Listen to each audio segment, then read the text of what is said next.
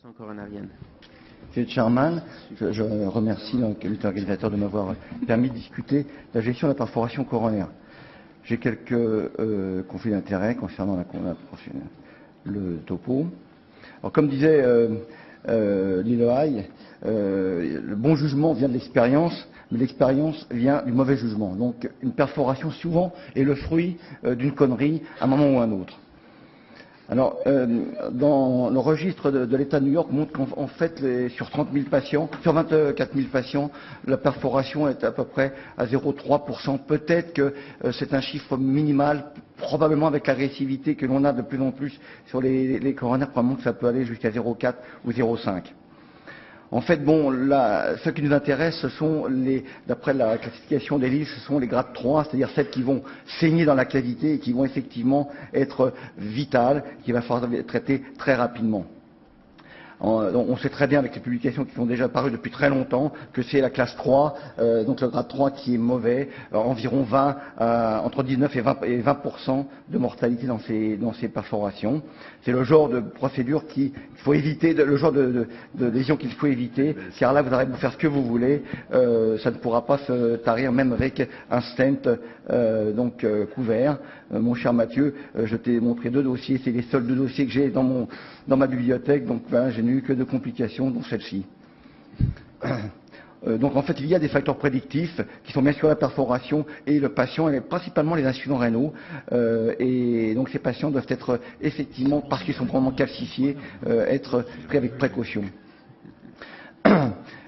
Au fil du temps, le nombre de ruptures en fait n'a pas augmenté. Le succès du traitement de la rupture est à peu près stable, et quasiment toujours le cas, avec des complications qui vont venir secondairement à cette rupture, qui restent très variables dans le temps et qui n'ont pas beaucoup d'amélioration malgré tout. Alors la perforation, en fait, il y a des facteurs de risque techniques. D'abord le guide stiff et surtout les guides hydrophiliques et leurs pointes, lorsqu'on les casse, peuvent effectivement léser le vaisseau très loin. Le surdimensionnement des ballons et des stents supérieurs à 1,2, les hautes pressions d'inflation et surtout les ruptures de ballons à haute pression, à haut niveau de pression, où là, effectivement, on peut supposer qu'à 23 ou 24 atmosphères, lorsqu'on fait un trou, ça va être plus délétère que si le ballon pète à 2 ou 3 atmosphères. Donc la post-dilatation agressive, lorsqu'on veut vraiment faire céder un stent qui a été mal implanté puisqu'on n'a pas bien préparé la lésion, effectivement, on peut avoir ce genre de problème. Et bien sûr, tout ce qui est athérectomie, et principalement chez nous, le rotablator.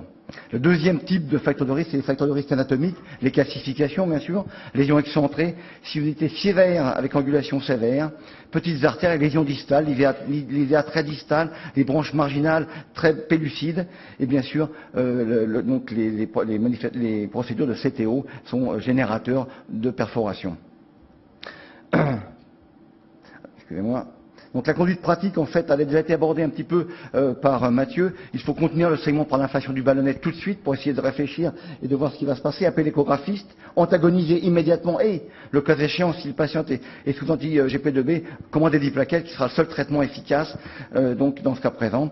Préparer le matériel pour le matériel, donc le drainage péricardique et je pense, je rebondis sur ce qui a été dit tout à l'heure, le self-saver est très important. On a un self-saver chez nous et ça nous a permis de sauver des patients en les remplissant et en maintenant une hémodynamique tout à fait correcte.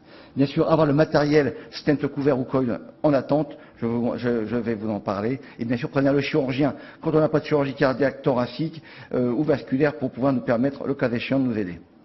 Alors, il y a 2 types de traitements curatifs, à mon sens. Premièrement, donc l'obturation de la perforation ou de l'artère perforée par un stent. Donc, on va éliminer en fait le trou et parfois les branches adjacentes. Donc, on n'aura plus accès à ces branches adjacentes. Il est très important de le savoir que si des fois la perforation est réalimentée par des collatérales, ça peut nous gêner. Et parfois, donc, le deuxième traitement, l'exclusion du canal collecteur. C'est le cas lorsqu'on a perforé très distalement une artère avec un guide cassé, un guide ébréché. Et là, il faut éliminer le canal collecteur qui va bien sûr créer un infarctus, mais ça sera le seul moyen de pouvoir traiter donc la perforation. Le premier, donc, les stents. Alors, il y a bien sûr, la boîte GraftMaster que vous connaissez tous, c'est une membrane de PTFE qui est sandwichée entre deux stents. C'est le stent qui était le plus employé. C'est très difficile à faire passer. Parfois, les perforations arrivent dans des lésions qui sont difficiles à franchir. Vous imaginez bien que passer un GraftMaster, ça va être peut-être difficile. Le deuxième stent qui est beaucoup plus récent, Biotronic, Papyrus, qui n'est pas remboursé, qui coûte cher, qui lui a une seule couche sur un stent prokinétique et qui est donc de profil bien meilleur. Il y a de temps en temps possibilité d'utiliser l'Advanta V12 RX, qui est donc pour essentiellement les rénales, par exemple, qu'on peut utiliser dans les grosses artères coronaires et qui est également un petit peu de difficulté à franchir le cas échéant. Voilà, par exemple, donc le Papyrus qui est beaucoup plus profilé que le GraftMaster. Complication donc chez une patiente qui a déjà été opérée, dilatée de la coronaire droite, qui est traitée donc secondairement alors que son droite était traitée en SCA pour un STEMI. Donc patiente qui a une lésion au niveau de la CX, qui est traitée par un stent avec un bon résultat. On s'approche donc et on s'apprête à traiter l'IVA calcifié. Et première erreur, le ballon de 2,25 que j'essaie d'utiliser ne passe pas. Première erreur, je dilate et donc je vais modifier la structure de la plaque qui va m'empêcher en fait de refranchir quoi que ce soit derrière, même des 1,25.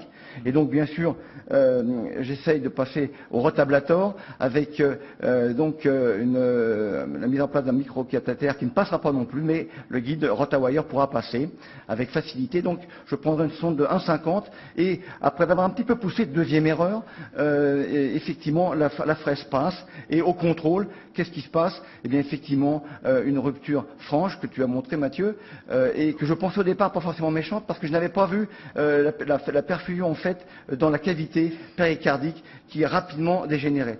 Le médecin qui était à côté de moi est venu m'aider, qui était dans la salle à côté, est venu m'aider, et j'ai essayé donc dans le premier temps d'enflater avec malheureusement pas en aval, avec malheureusement pas de succès, et donc il a été décidé en même temps alors que le patient se dégradait de mettre un cathéter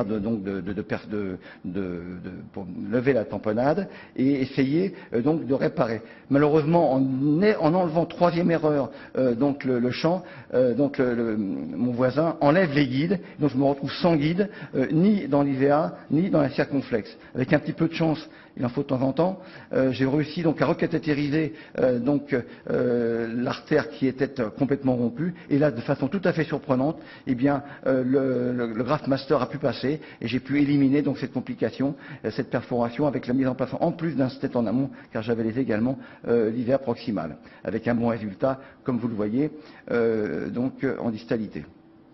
Deuxième type de procédure qu'il faut maîtriser, qu'il faut avoir, les gens qui font du CTO en ont, ils sont disponibles, il y a beaucoup de marques qui le distribuent. Il faut essayer, à mon sens, dans ce type de pathologie, avoir des stents un peu différents que ceux qu'on nous propose, par exemple Cook, qui sont des stents qui sont droits, certes fibrés, mais qui ne sont pas contrôlés, donc il y a des détachements contrôlés, ça je trouve que c'est très important. On les injecte en fait sous pression avec de la flotte dans le microcathéter, que je vous rappelle ne doit pas être de 0,14 mais de 0,16, car l'école en principe de cette taille, pas dans des 0,16. Il faut mieux utiliser, à mon sens, des cols qui sont fibrés, en pelote, et qui sont à détachement contrôlé avec des câbles, qui sont en fait des mortaises très facilement détachables et que l'on peut positionner de façon très correcte pour pouvoir boucher l'artère.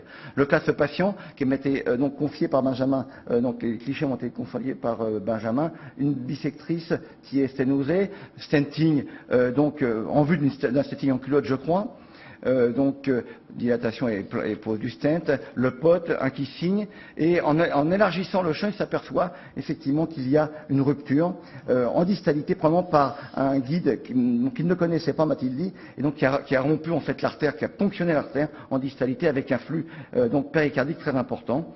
Et là, c'est évident qu'un stent, pour éliminer cette artère, était risqué parce que cette artère pouvait être alimentée par d'autres collatérales, auquel cas l'épanchement n'aura pas pu être tari. Et donc, dans ce cas présent, il faut mettre en place son microcathéter dans l'artère et larguer un coil qui parfois ne suffit pas, qui nécessitera la pose d'un deuxième coil, comme c'est le cas ici, avec une fermeture complète de l'artère, absence de complications, malade bien sûr drainé, avec un bon résultat.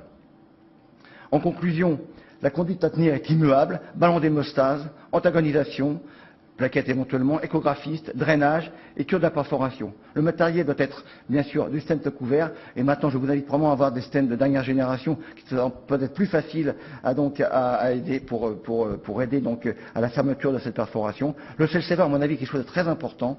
Et pour les coils, je vous invite à vous entraîner. On s'entraîne très facilement avec ça. On a un service d'urologie, par exemple, dans notre centre, qui m'envoie fréquemment des reins à emboliser parce qu'ils saignent. Et donc là, c'est très facile. Vous n'avez rien à craindre. Vous balancez vos coils dans l'artère rénale. Vous pouvez y aller donc franco. Et ça vous apprend à vous servir des coils à détachement qui sont absolument importants et impérieux à avoir donc en salle, car je pense qu'ils sont plus sûrs que les coils que nous avons actuellement et donc qui ne sont pas détachement contrôlés. Je vous remercie.